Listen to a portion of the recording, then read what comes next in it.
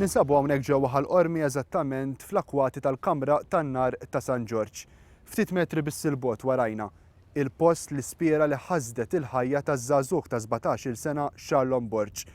Ftit minuti ilu dalgħodu kienet ukoll għaddejja inkjesta maġisterjali li qiegħda tipprova tistabilixxi il-mewt ta' dan iż-żagħżugħ kif ukoll issa li missieru jinsab ukoll fil-periklu tal-mewt. L-inċident seħħ l-ħabta tas-satejn ta' wara nofsinhar meta Charlon Borġ u missieru George kienu qed ibattlu xi materjal fi spiera viċin il-Kamra tan-Nar ta' San George fl-akwati magħrufa bħala tal-Bonġ. Mill-ewwel investigazzjonijiet li saru, jidher li meta kienet ibattlu dan il-materjal waqgħet it-tappiera ġol l-ispiera u Charlon niżel għaliha. Meta missieru George ra li Charlon ma tfaċċax lura, niżel ġol l-ispiera sabiex jagħtih l-ewwel għajnuna u tnejn inqabdu hemm. L-ewwel persuna li ndunat b'dak li kien ġara kienet Charlon li kienet ftit metri l-bogħod. Wara intalbet l-għajnuna tal-persuni li kienu fil-Kamra tan-Nar ta' San George li jgħenu lil Charlon biex jinżel fl-ispiera. Charlon mied ftit tal-minuti wara u missieru George għadu jiġġieled tal-ħajtu fit-taqsima tal-kura intensiva. Ir-raħal ta' ħal-qormi tbikkem b'din it-traċedja u l-ġimgħa kulħadd qam jitkellem dwarha. Nhar is-sibt fil-fatt konna se noħorġu ħammurru ħabba l-birthday tiegħu għaliex nhar it-tnejn kien ħajra 18. Kienu wkoll ħabib kbir tiegħi kuljum flimkien il-kelma. Kolli bżonn xi ħaġa dejjem lilu kont ngħid. Charlo huwa tip ta' bniedem illi jekk jaf li għandek bżonn xi ħaġa mill-ewwel ħajġi. Jiġri tħares leħ dejjem tikkoraġġ. Meta taħseb li kollox qiegħed ħażin jgħidlek isma' hekk u hekk ħanagħmlu hekk. Kien jieħu inizjattiva u speċi kien żgħażagħ l-oħra jieħdu eżempju tiegħu għax kien tifel veru ħabrieki. Ftit minuti wara li xterdet l-aħbar tat-telfa ta' Charlon, il-paġna tiegħu fuq il-Facebook intliet kollha messaġġi. Maħna ser ninsew qatt, il-memorja tiegħek ser tibqa' magħna l dejjem, qalulu sħabu l-kollegi tiegħu. Charlon midħla sew tal-ħajja kulturali f'ħal-qormi xaru nofsilu laqqa lil One Use f'shelter fil-pjazza. B'dawn il-kliem Ser Joe Agius sellem il-memorja tal-ħabib tiegħu Charlon, il-bniedem ħabriki u b'qalb tad-deb. Għalli inti jismek Charlo, kont narak taħdem fl-armar. Daqshekk rajtuni naħdem għal-festa. Għax ninsabu imbedin. Imma xorta nibqa' narakom fejn missierna il-ħanin. L-aħħar ġimgħat kienu ġimgħat ta' inċertezza għal mijiet ta' studenti li applikaw biex minn dis-sena jibdew kors tal-liema fl-Università ta' Malta. Nhar it-tlieta fit-tieni jum tas-sena akademika ġdida fl-Università ta' Malta, il-Prim Ministru Lorenz Gonze qal lil One News li l-istudenti tal-PGCE kienu jafu eżattament se jiġri minnhom. L-istudenti tal-PGCE jafu preċisa jiġri minnhom għaliex l-iskejjel tagħna għandhom il-bżonnijiet tagħhom, l-iskejjel tagħna għandhom l-għalliema tagħhom, l-iskejjel tagħna kemm tal-gvern kif ukoll tal-privat u anki tal-Knisja jkollhom bżonn l-għalliema. Fir-realtà iżda l-istudenti li applikaw għal PGCE biex isiru għalliema kellhom jistennew sal-ħamis, 48 si oħra wara d-dikjarazzjoni tal-Prim Ministru biex saru jafu eżattament se jiġri minnhom. Tarif uffiċjali moti mill-Università ta' Malta lil One News jikkonferma li minn 277 studenti li applikaw għal PGCE kienu 149 biss li ġew aċċettati. Dan ifisser li ftit anqas minn nofs l-istudenti li applikaw baqgħu barra. Bl-Università tgħid lil One News li wħud minnhom ma kellhomx il-kwalifiċi neċessarji. Il-persuni kwalifikati li applikaw għal suġġetti tal-kompjuter Ingliż, Franċiż, Ġermaniż, Storja, Taljan, Reliġjon, Xjenza, Spanjol u Matematika kienu il-kol aċċettati. Iżda l-istudenti kwalifikati li applikaw fil-ġeografija, Malti, Mużika, PSD, Business Education u Studji Soċjali ma kinux aċċettati kollha. Il-Gvern qed jippjana biex malajr kemm jista' jkun jiffirma kuntratt ta' 7 snin ma' numru żgħir ta' operaturi kbar fit-trasport biex jipprovdu trasport skolastiku fl-iskejjel tal-Istat. Fl-istqarrija l-kelliem ewlieni Laburista l-Edukazzjoni Evarist Bartolo qal li l-Partit Laburista ma jaqbilx li jiġi jiffirmat dan it-tip ta' kuntratt. Bartolo saħaq li t-tip ta' kuntratt li l-Gvern irid jiffirma mhuwiex aċċettabbli fost oħrajn għaliex gvern li fadallu ftit xhur ħajja ma jistax jorbot lill-Gvern ta' warajh. Għal Partit Laburista mhux aċċettabbli lanqas li l-kuntratt jiġi firmat ma' ftit operaturi kbar għaliex dan joħloq sitwazzjoni ta' monopolju u jħalli barra kull element ta' kompetizzjoni li jistgħu joffru anki l-operaturi żgħar. Dan il-kuntratt mhux aċċettabbli wkoll għaliex jagħmilha iżjed diffiċli biex is-servizz ikun ta' kwalità tajba u bi prezz kompetittiv. Fl-istess ħin mhux aċċettabbli lanqas li kuntratt li jiswa miljuni ta' euros jingħata wara sempliċi sejħa l-espressjoni ta' interess f'Awwissu li għadda fil-ġurnali sejħa li laħqet għalqet qabel ma deret uffiċjalment fil-Gazzetta tal-Gvern. Għaldaqstant Evarist Bartolo qal li l-Partit Laburista mhux se jħossu marbut b'dan il-kuntratt jekk ikun fil-Gvern. Il-Partit Laburista diġà ġibet l-attenzjoni tal-Uffiċċju tal-Awditur Nazzjonali biex jissorvelja sewx qed jagħmel il-Gvern bloti ta' dan il-kuntratt ta' trasport skolastiku. Mara ta' 53 sena li ddaħlet l-isptar biex tagħmel raxkament tirrakkonta l-esperjenza tagħha ma' One News. Jiena xħejda għamlet li drip u tħalt fit-teater. Raqduni u minn għalija li sar ir-raxkament.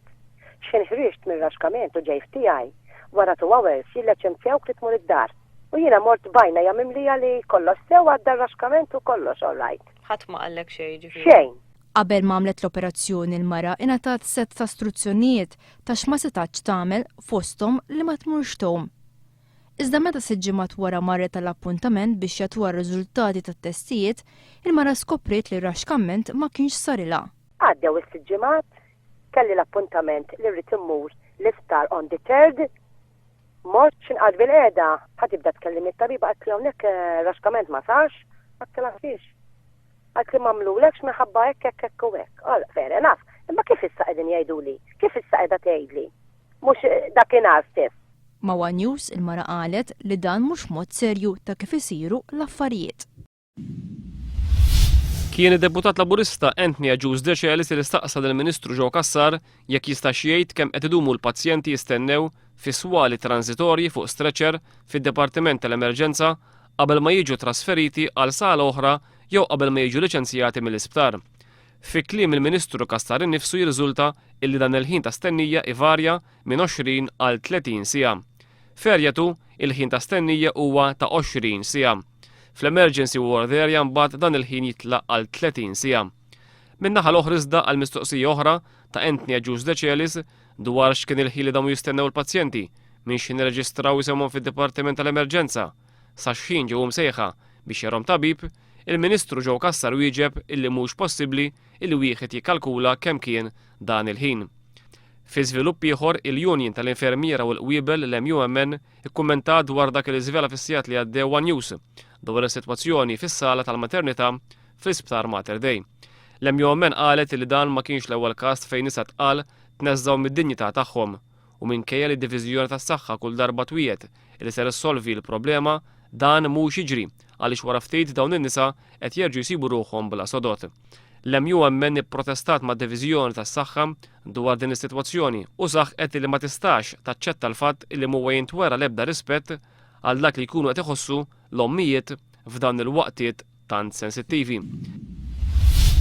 L-erba l-kap tal-Oppożizzjoni Joseph Muscat tkellem fil-Parlament waqt id-dibattitu dwar is-self li Malta tintalab biex tagħti lil Greċja. Dwar dan id-diskors tkellimna mal-ekonomista Alfred Mefsud li ddeskrivih bħala analiżi li għadha qatt ma saret bħala f'Malta. Naħseb kien diskors li għamel analiżi tajjeb tas-sitwazzjoni. Xi ħaġa li għadha ma saritx u Malta x'jidher li qed nislu għal ċerti responsabbiltajiet figuri kbar ħafna. Mingħajr ma at least il-pubbliku qed jiġu informat. Alfred Mefsud ikkritika lill gvern għal mod kif ġabruħu f'din il-kwistjoni u qal li kien għalih huwa kien jivvota kontra dan is-self. Fid-diskors tiegħu Joseph Muscat qal li pajjiżna għandu ħafna xi jitgħallem mill-Greċja u ċ-ċavett tas-suċċess ta' pajjiżna hija it-tkabbir ekonomiku. Illi l-investiment u l-kompetittività hija s-soluzzjoni ta' kollox u pajjiżna jrid joqgħod attent illi ma nabdu xejn li nitilfu l-kompetittività tagħna u nibqgħu nattiraw investiment minn barra għax bekk niżguraw illi ma niġux fil-pożizzjoni li ġiet il-Greċja llum sfortunatament. L-assistent parlamentari fil-Ministeru ta' Carmes Sudbonnici Beppe Fenekadame qal li d-deċiżjoni tal-Prim Ministru Lorenz Gonzi li qed iżieda lil membri tal-Kabinett kienet waħda tajba u għal dan meta kienet jieħu sehem fil-programm Reporter. Jiena naqbel illi hemm prinċipju fondamentali, x'inhi r-raġuni għalfejn Ministru m'għandix jieħu il-paga ta' membru parlamentari. Naħseb il-prinċipju huwa tajjeb. Beppe Fenekadame qal li l-membri tal-kabinet jieħdu 500 euro żieda fil-ġimgħa hija xi ħaġa tajba. Li kien hemm ħażin qal id-deputat nazzjonalista huwa l-mod ta' kif din ġiet ikkomunikata. Filwaqt li ddefenda d-deċiżjoni tal-Prim Ministru li jagħti lill membri tal-kabinet tiegħu dawn iż-żidiet huwa qal li din id-deċiżjoni ħabtet fi żmien ħażin. Il-kwistjoni kollha dwar jekk għandux membru parlamentari, ministru jieħu l-paga ta' membru parlamentari hija ħaġa tajba u li rridu nagħmlu huwa nispjegaw in-nies li hija ħaġa tajba. Fl-istess programm Beppe Fenekadame qal li track record tal-Partit Nazzjonalista huwa track record tajjeb.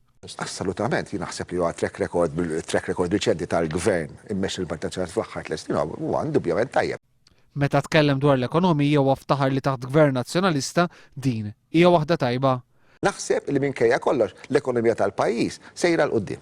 Mistoqsi dwar id-dikjarazzjoni ta' Stingat li l-Partit Nazzjonalista ser jibqa' fil-gvern għall-20 sena li ġejjin, Beppe Fenekadame qal li l-Partit Nazzjonalista ser jerġa' jirbaħ l-elezzjoni ġenerali li jmiss.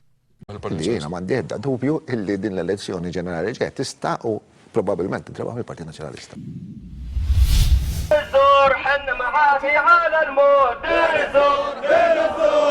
Il-komunità Sirjana f'Malta ddiżappuntata d-deċiżjoni tal-Gvern Russu li ma jaqbilx għal azzjoni kontra l-Gvern Sirjan. Jumejn ilu r-Russja flimkien maċ-Ċina użaw il-vito kontra riżoluzzjoni mresqa mill-Kunsill tas-Sigurtà tal-Ġnus Magħquda. Riżoluzzjoni li tikkundanna l-attitudni tal-Gvern Sirjan fil-konfront tad-dimostranti li mhux qed jaqblu miegħu. Sa minn Marzu li għadda, aktar minn 2700 ċittadin Sirjan inqatlu mill-forzi tal-gvern ta' Bashar al-Assad għaliex ma kinux qed jaqblu ma' tmexxija tiegħu. Il-komunità Sirjana f'Malta tappella lill-Gvern Russu jirtira l-vito u jara dak li verament qed jgħaddi minnu il-poplu fis-Sirja. Aħna qegħdin dal-messaġġ rridu nwasslu lill-Gvern Russjani biex ikun hu jaf x'qegħed jiġri ġewwa s-Sirja. Għax huma min meta qed jmur xi ħadd minn il-Gvern Russjani qed jitkellem ma' l-Gvern Sirjani, mhux qed jimxi fit-toroq, mhux qed jara x'jiġra u ma jiġrax. L-istess appell qed isir lill-Gvern Ċiniż li wkoll uża l-vito fil-kwistjoni kontra l-Gvern Sirjan. Il-poplu Sirjan ma jridx aktar lill-President Bashar al-Assad fit-tmexxija tal-pajjiż.